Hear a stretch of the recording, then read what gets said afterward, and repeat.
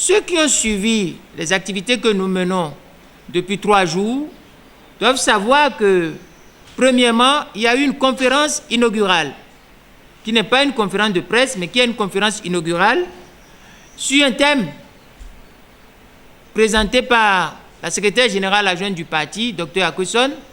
Le thème était « Pouvoir de rupture ou rupture avec la démocratie ».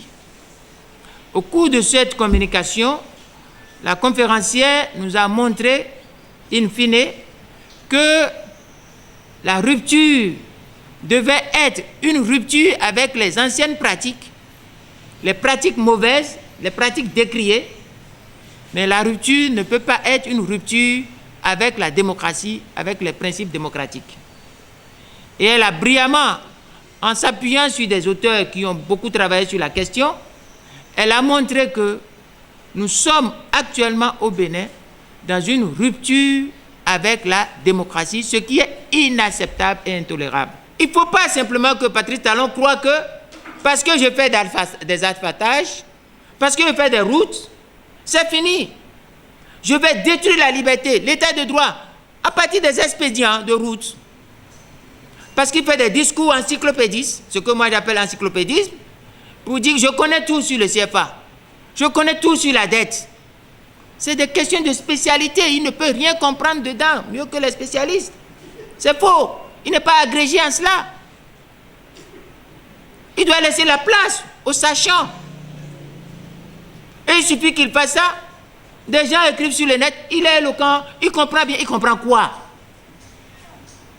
Même sur la monnaie, ces raisonnements sur la monnaie sont des raisonnements approximatifs. La fonction de la monnaie même, c'est les spécialistes qui vont en parler. La monnaie est une affaire de souveraineté. Et la monnaie, en dehors du fait que la monnaie soit une affaire de souveraineté, la monnaie répond aussi sur des caractéristiques qui sont celles de la valeur économique de la nation. Il lui reste beaucoup de choses là-dessus. Les questions de caractère soutenable de la dette sont des questions très sensibles lorsqu'on parle des pays de la zone UEMOA, de la zone CFA.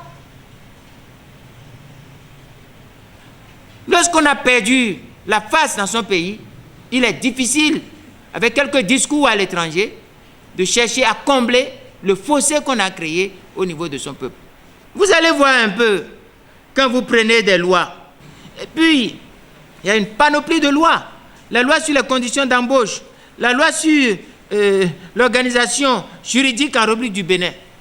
C'est des lois qui préparent le déni de l'état de droit.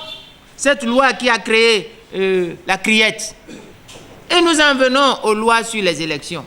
La loi sur la modification du code pénal, la loi sur les partis politiques, la loi sur le code électoral, la loi sur le secret défense, la loi sur l'exercice de grève. Toutes ces lois sont des lois préméditées, allant dans un sens, le sens de tuer les libertés, de rompre avec l'état de droit et de jeter aux oubliettes la démocratie. Dès que les premiers signes ont apparu, l'opposition a tiré sur la sonnette d'alarme. Nous avons dit que ces choses progressivement vont amener du désordre dans notre pays. Et alors que la situation délétère de l'impasse politique née des suites de la crise de confiscation du pouvoir législatif continue d'interpeller l'opinion nationale et internationale, alors que le monde entier continue de s'interroger sur ce qui se passe après la confiscation du pouvoir législatif, le même président réunit ces gens nuitamment et dit maintenant, nous allons prendre la Constitution elle-même. Et curieusement, comme si la nature était contre eux, c'est la nuit des fantômes d'Halloween, la nuit des fantômes d'Halloween qui sont restés dans la nuit pour confisquer, pour s'accaparer de la Constitution. Et vous avez vu ce qui a suivi. Dans ce pays, la Cour constitutionnelle, l'Assemblée vote une loi la nuit, et le matin, dans la journée qui commence juste à l'aube, la Cour constitutionnelle déclare que ces lois sont conformes. La Cour constitutionnelle était députée, c'est dangereux, ces escalades ne sont pas bien. Et nous voyons notre peuple qui est calme apparemment.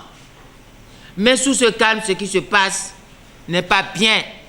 Et c'est parce que ce qui se passe sous ce calme n'est pas bien que je profite de l'occasion pour vous dire et poser certaines questions. Combien de temps encore les gens de la rupture pensent que ça peut durer? Ce qu'ils sont en train de faire peut durer.